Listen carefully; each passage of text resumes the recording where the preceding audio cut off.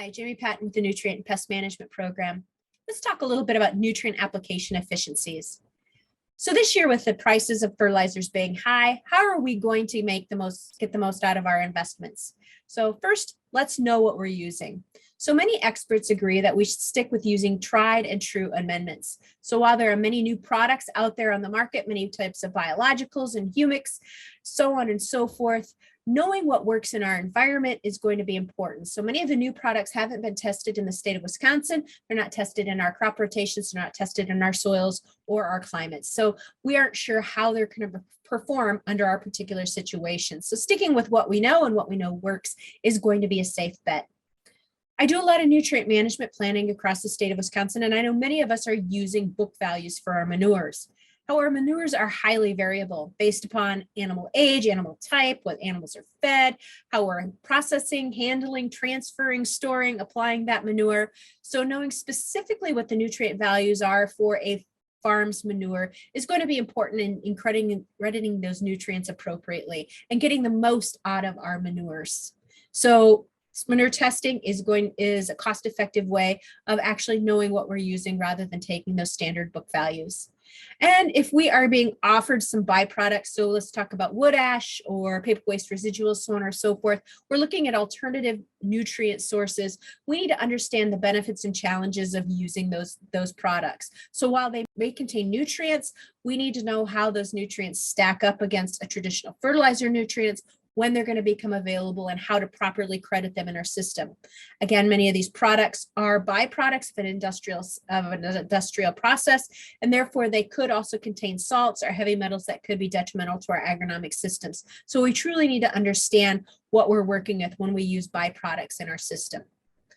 We can also utilize fertilizer application strategies to minimize loss. And I've just listed a few of them here. So making sure that we incorporate or inject our manures to reduce volatilization loss. So if we are not incorporating our manures immediately, we can see up to half or more of that nitrogen being lost through by volatilization, by that gaseous loss, particularly in higher pH soils. So keeping what is in our manure in the soil and available for crops is really important when we're looking at manure applications. If we're applying surface applied urea later on in the season, so for example, during a side dress application, if we do not see rain in the forecast within the next 24 hours or so, 48 hours, we should consider using a urease inhibitor. What that does is help to preserve that nitrogen in the urea form and reduce the amount of volatilization that can occur before that urea is dissolved by a rainwater or a heavy dew and moved within the soil profile.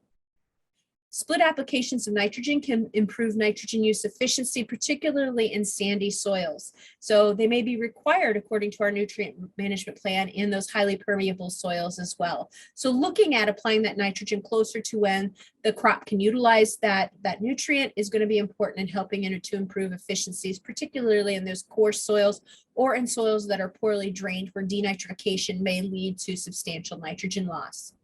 When we think about phosphorus and potassium applications, incorporating or banding those applications rather than surface applications will help to get that nutrient into a zone where the roots can utilize it more efficiently. In addition, when we get that nutrient underneath the soil surface, it's going to be less susceptible to loss via erosion as well as runoff. And if we have the opportunity to use variable rate applications and we have the soil sampling techniques employed to do that, variable rate applications, putting nutrients exactly where we need them on the landscape, could be a cost-effective way to manage nutrients during times of high fertilizer price. So these are just a few strategies out there when we think about managing nutrients in these high fertilizer situations.